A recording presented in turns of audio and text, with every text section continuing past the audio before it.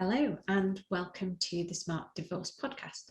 I am delighted to be joined by Beth O'Riordan, who is over in Ireland. So yeah, we're going slightly more international this week, which is really exciting. So I randomly met Beth because I saw her being interviewed by the wonderful Lisa Johnson, who will be joining us in a few weeks. And she was being interviewed, and I kind of thought, Beth has some interesting things to say that I think would be of interest to you guys. So she is a psychotherapist, not a physiotherapist, as we were talking about before. And she specialises in parenting support, and she's also a mum of three fairly little ones. So we're going to talk a little bit today about parenting as a single parent, and also co-parenting with somebody that you don't live with. So hi Beth, thank you so much for joining me today. How are you doing? Hello, I'm good. Thanks for having me. It's exciting to be on, and it is exciting to be international, isn't it? It absolutely is. We have had a couple of American guests, but quite a while ago, perhaps 6, 9, 12 months ago. But yeah, I think it's really exciting to get a glimpse into different ways of doing things. Although I think there are probably more similarities than differences between the way we would parent over here in England and how you would in Ireland. So let's get straight cracking in with the questions. So in terms of parenting as a single parent, so whether you're a single mum or a single dad, are there specific things that you need to think about if you're parenting as a single parent? Well, I think the most important thing ever in parenting, like I had a couple come and see me recently, and they said, we just want to know what the most important thing about parenting is. And I was like, oh my God, where do I begin? I said, guys, like what do you want to hear? But I think the most important thing to realize for any parent is that their internal world then creates the internal world of the child, you know. So the internal world of the parent creates the environment in which the child or children are going to develop. And now I know when I say this, most parents go, oh my God, the pressure, that's enormous, you know. But I didn't say that you had to be okay, you know. I didn't say you have to be okay all the time. So I think the most important thing is to be an authentic parent, because you're always mirroring to your children what life is about. And if children don't see what life is about before they leave home, the world is going to be a mad place for them, you know. And I think parents who are single parents or co-parent, I think it's really important that they place as much emphasis as possible on minding themselves. And, you know, I think sometimes we think of minding ourselves as like going and getting our hair. I was speaking from a woman's perspective, okay, or my perspective, going to get your hair done or like your nails done or something like that. But really what I'm talking about is in those moments. You know, everyone has moments in their day that they get totally exhausted by, or, you know, I know for me, getting the kids out the door in the morning, I need half an hour afterwards to just sit and have a cup of tea so I can gather myself and go on for the day. So I think if a parent can tune into the moments in their day that exhaust them and try and offset them with something else, because then the internal world that they're creating is a really safe one for their children to grow up in. I So like that, that. When you said yeah. about minding yourself, the phrase that came into my head was one of my granny's phrases, which was minding your P's and Q's. So when you said minding yourself, I thought it meant kind of checking yourself and stopping yourself doing Yeah. kind of the crazy mad outburst things, which I guess the whole checking in on yourself and making sure that you're in a good space is kind of part of that, isn't it? Yeah, absolutely. Just checking in with what you need. You know, I think it's this kind of, you know, I know minding yourself is like this massive thing, and it's generally something that we're not taught. You know, I thought my self-care was great, but when I had my firstborn, when I was pregnant, because like I went for a massage once a week, I did a bit of acupuncture.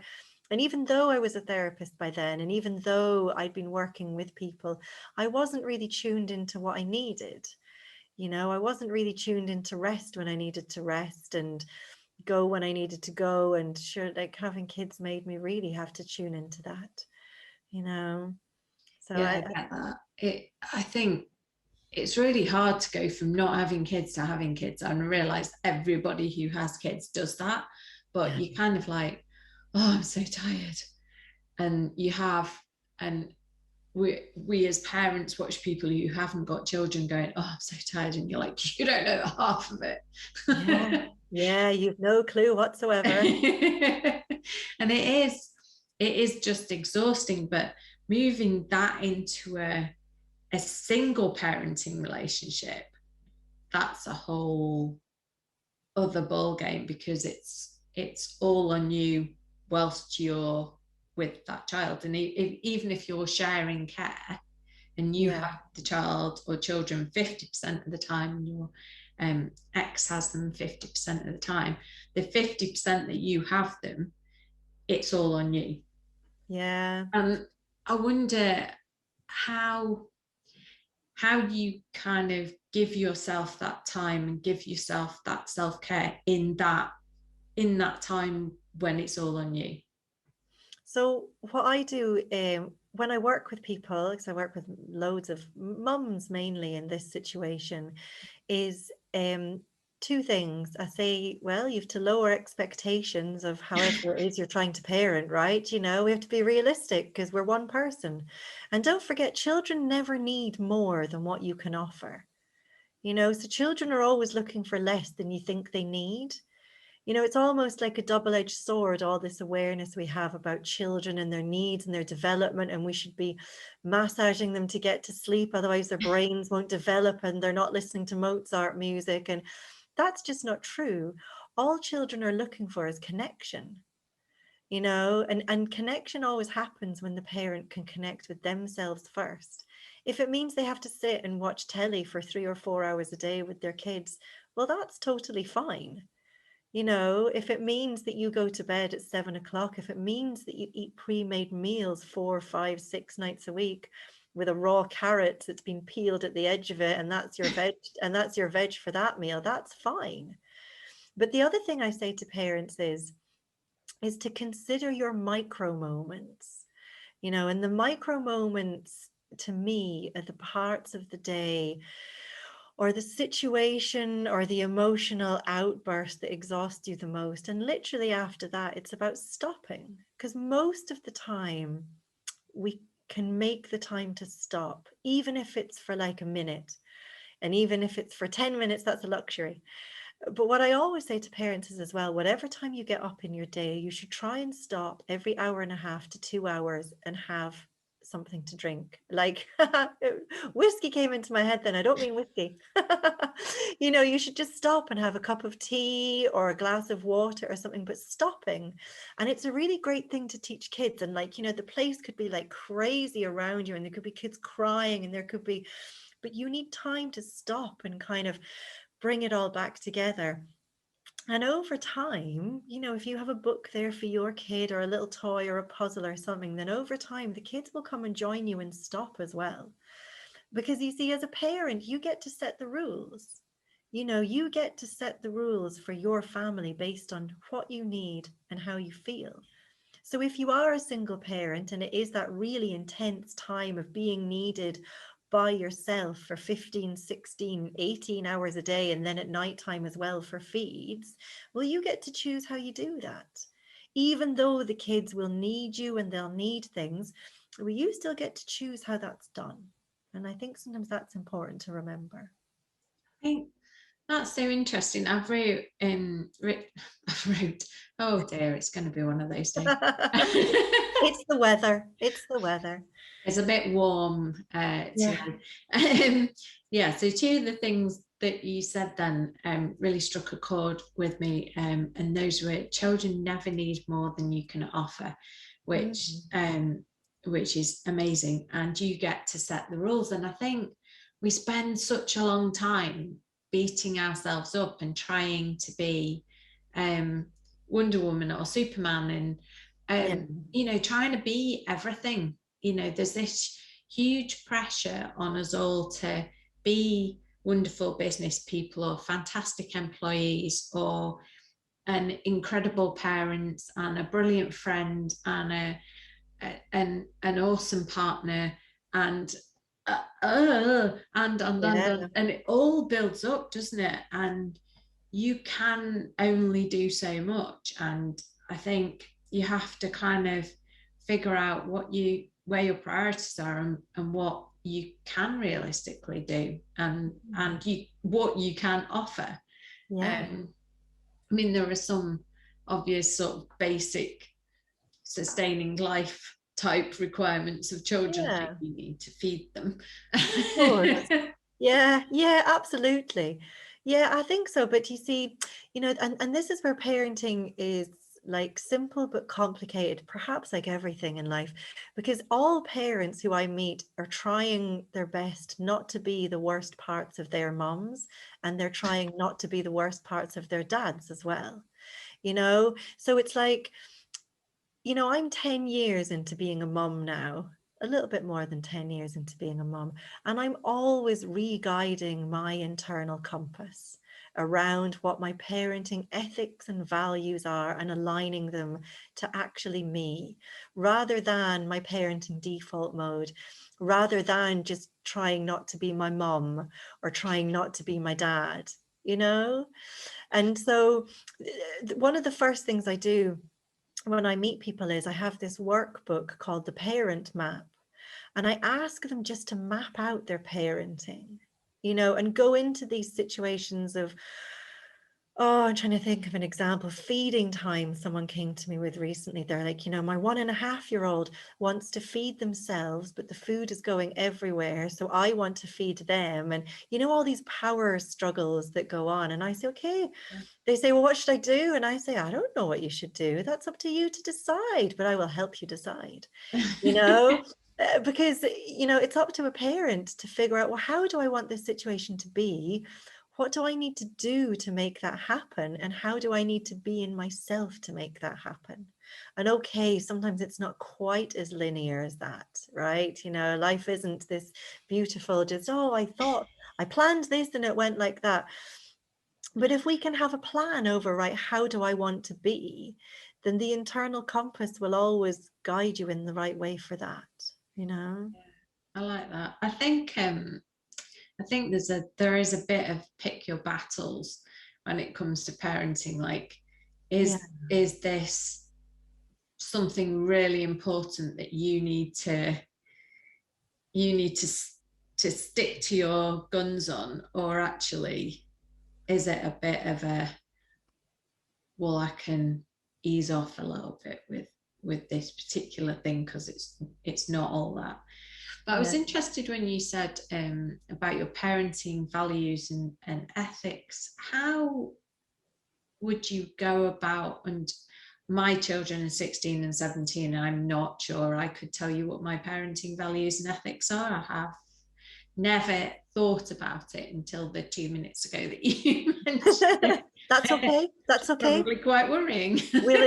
We'll accept that as an answer. I guess you see, for me, I had to figure out who I was as a parent, because when I became a parent, I went to this really dark place.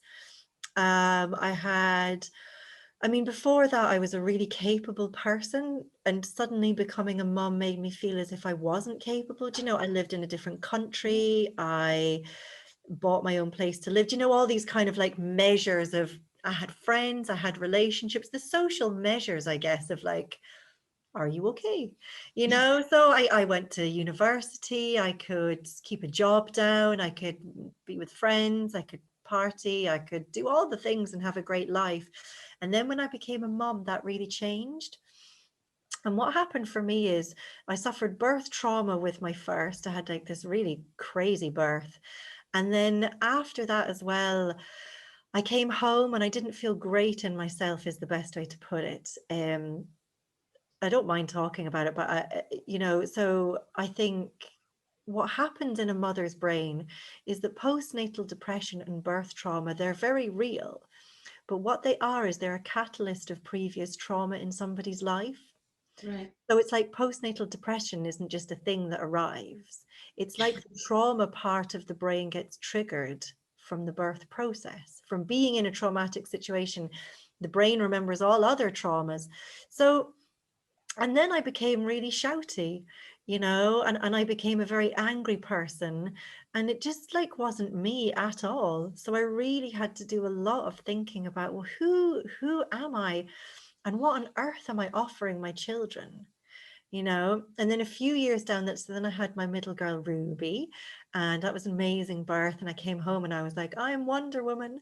And then I had my third son, or my third child, second son, and he got very ill.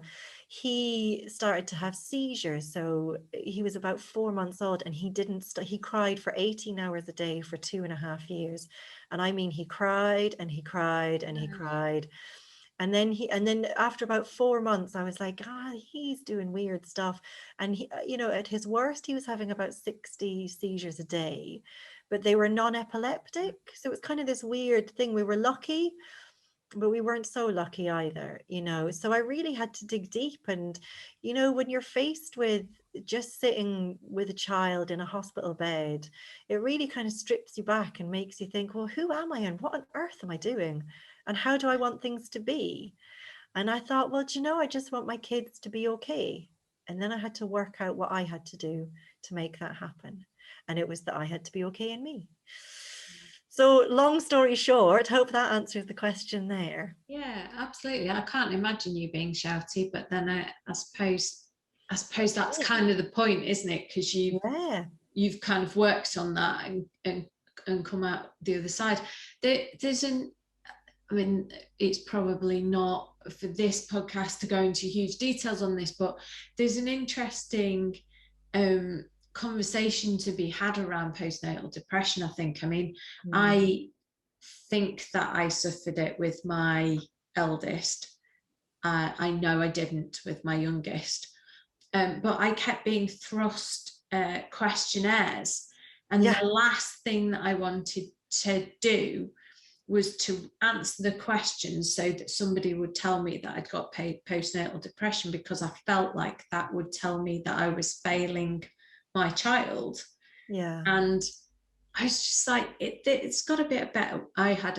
So my son didn't quite cry to the extent that your youngest did, but he didn't sleep for 18 months. We didn't have a full night's sleep for 18 months. And that was exhausting. It's used as sleep deprivation is used as a form of torture in countries that use torture.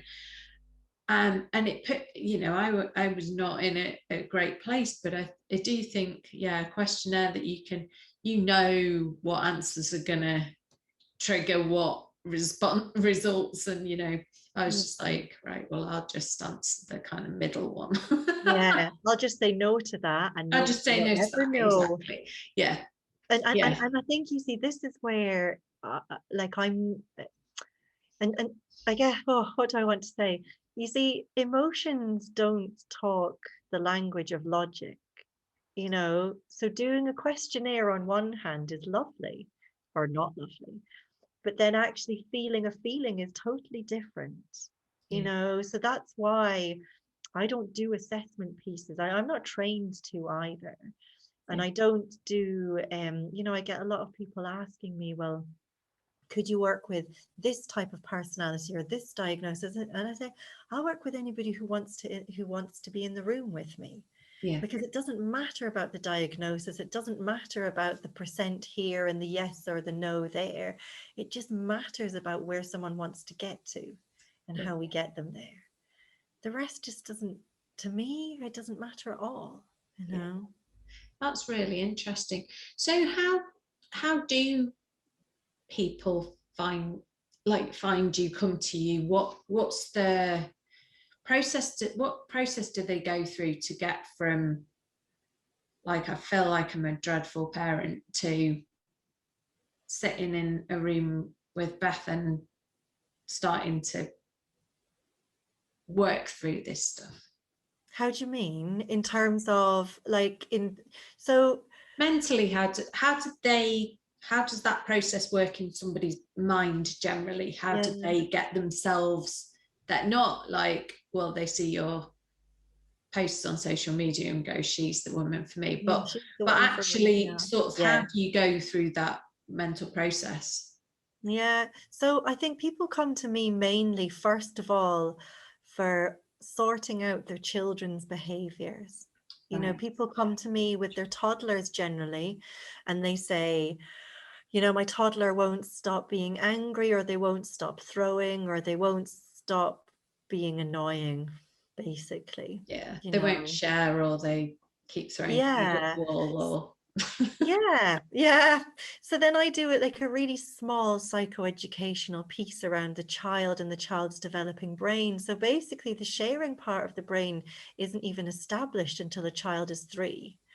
You ah. know, so children, and also like sometimes I don't like sharing, you know, and people, you know, I mean, like, because these things are really difficult emotions. And the other thing is that, you know, people want their children to be good and say please and say thank you, and, you know, be really grateful when they get a present. And I say, oh, I don't like shit presents either, you know, but I just sort of like, all right, cheers, you know. So people come to me generally to sort out their kids' behaviors. And then we realize that actually children have developing brains, and their brain moves faster than they can control. You know, I'm a lot older than a toddler, and I can honestly say that I cannot always control how fast my brain goes either. You know, so first of all parents must lower expectations and trust in children's innate ability to develop and be kind and be great. And because we are humans, we're actually a social species, you know. So that's the first thing that we have to really remember about children. And the second thing we have to remember is that parents really have lots of skills available to them to support children in their developing brains. So most people focus on children's behavior. And what I say is, well, behind every behavior, there is a feeling, and behind the feeling, there is a need. So if we can just bypass the behavior completely and think, well, what does your child need? And how can you help them with that need? But of course, you can't help a child with their needs until you've met your own needs. So that's how we go from the child, and we kind of filter down to the generally mothers, but I do work with dads as well. So like in my parenting membership this month, we had a workshop on Monday. I just forgot what day it was then. On Monday, about releasing fear, and how, you know, every parent holds fear around, you know, will my child be okay? Will they fit in? Are they doing the right thing? You know, I had one woman come to me because she's like, I really want my 9-year-old to do piano, but she won't practice. I said, well, sounds like she doesn't want to do piano. She said, but you're not listening to me. She doesn't, you know. And I said, but what are you afraid of? And she said, well, I'm afraid that she won't be musical. And I said, okay, and why are you afraid that she won't be musical? And she said, well, you know, she might not fit in somewhere then. Okay, so it's nothing to do with piano. It's that you're afraid that your child won't fit in. And then I say to the Oh, parents, did you fit in as a child? And we always have a memory of not fitting in, or being left out, or just not being in whatever gang, or doing this or doing that. So I work with parents so that they don't spill all the time, because we spill a little bit anyway, right? You know, so we don't spill all the time into our children's world.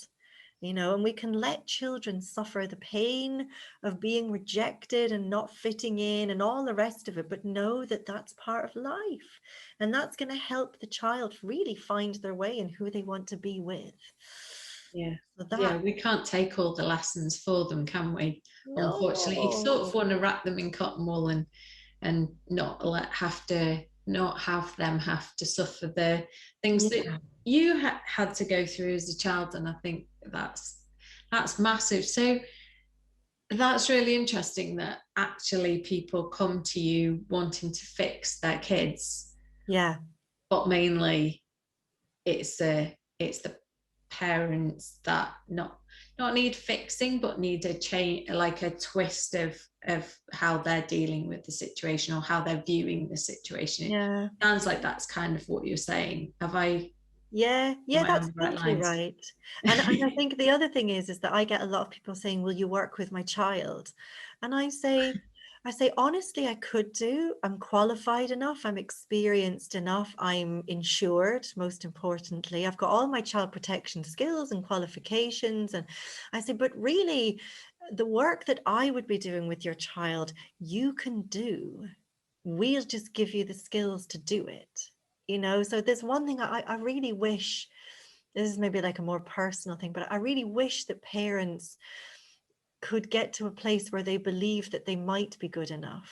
Because I know, like, I'm not really one for affirmations. I'm not one for kind of like, I'm a strong, beautiful, independent woman, even though I am. But, because it's, there's a big difference between saying something and believing it. Yeah. So my work is to get a parent to a place where they believe and they know that they are enough. And you know what you said then about wrapping your child up in cotton wool, you can totally do that, but you have to do it with their emotions. So trauma is a bit of a buzzword at the minute, and trauma isn't the thing that happened to you. It's the fact that you were alone in the aftermath of it. So the one thing you can do as a parent is be there in the aftermath. And like, you can do that even when your child is asleep. You can go in and, like, in a non-creepy way, you can because did you ever wake up when your kids were at the side of your bed as a toddler and you're like, Jesus Christ, so you don't want to be doing that to your kids. But you can go in and you can just be with them and you can just wish them well, and you can say mentally, oh, I know this was really hard for you today, but I believe that you'll get through it. And I totally trust that you'll get through it. And then you can leave them, so you can wrap them up in cotton wool to toughen them up, to go out and be able, not toughen up, but you know what I mean? So that they're able for the knocks that life will naturally give them. It's like giving them the tools, isn't it? Yes. Yeah. And I think you see another buzzword is resilience, and it's just the word sort of isn't it just? Yeah. So like when I first went into, so I used to work in addiction and homeless and suicide prevention services for a long time. And then I went out on my own. I set up a company called Resilient Minds, but I had to close it down because the word resilience just literally did my head in. Because resilience has all these connotations of being tough and like, I will withstand whatever. Yes. But we don't want kids to do that at all. We want kids to be able to say, no, that's enough, actually, I won't be treated like that. And to do that, it's about parents teaching them their value, their worth, but it's also about teaching them the kind of levels of difficult emotions as well, because it's almost like a big problem I see with teenagers when they come to see me, is that they almost have no range of like feeling bad. So they're like, oh, I feel really bad today, or I feel really bad and I haven't gone to school. And it's like, but yeah, that's part of life. You're going to feel bad, and I, maybe that sounds a bit callous, and I don't mean it in a harsh way, but it's about teaching children the range of emotions. Yes, sometimes you will feel really, really bad and you'll get through, and sometimes you'll feel a bit bad, so I think teaching them the range is really important as well, so they're not totally floored. It's a bit like sometimes we'll have a light drizzle and sometimes we'll have an absolute downpour, but you're not going to appreciate the sunshine if you don't have those bits as well. It's like you have to have the not great days to have the really great days. Yeah, I think so. And I think really, really believing that happens when the parents can sort of sit in their own shit days, as it were, because like we do a lot of comparing, like, oh, well, I don't have a child with a disability, or I don't have a child with a diagnosis, so really I should just get on with it. And it's like, well, no, you're having a hard time. You need to mind yourself within that hard time. Yeah, no, absolutely. So you mentioned earlier about your membership, and when we were talking when we were talking about recording this podcast. We talked about your membership, and I thought that it might be something really useful for our listeners. So do you want to talk just a little bit about what that is, what it does, what it's aimed to do? Yeah, so the membership is a group of, it's mainly mums at the moment, but it's really the place to get the answers that you're looking for in parenting. So there's loads of different parts that make up the membership. One of them is that we're in a Facebook group together, so people ask questions whenever they want to, and the group and myself will reply. And it can be something about the parent themselves, or be like, oh my god, my child is doing this, what on earth do I do? And then once a month we do a master class, and either I do that or I get a guest in, depending on what the parents are looking for in the group at the time. So the first one we did was mapping out parenting. This month's one was fear. We did another one on working with trauma, minding our own trauma so it doesn't spill. And then also we have a live question and answer, a monthly question and answer with me. So it's a time that we can sit together. Sometimes it turns into kind of a therapeutic thing. Sometimes it literally is just people firing questions. And I love it, like, because sometimes like there'll be like a mum in the car that's like, I'm just dropping the kids off to football. Bye guys. Right, what are we doing tonight then? And other times it'll be people really upset and really crying about something that's going on for them. And the other thing is that there's an online hub as well, that I've put the resources that I think parents need, because there is so much information out there at the moment that it's really overwhelming. And I think you see the most important thing for parents to know are the basics about the child's developing brain and what to expect. That boys develop their teenage hormones, they start kicking in around 9, and what you can do about that.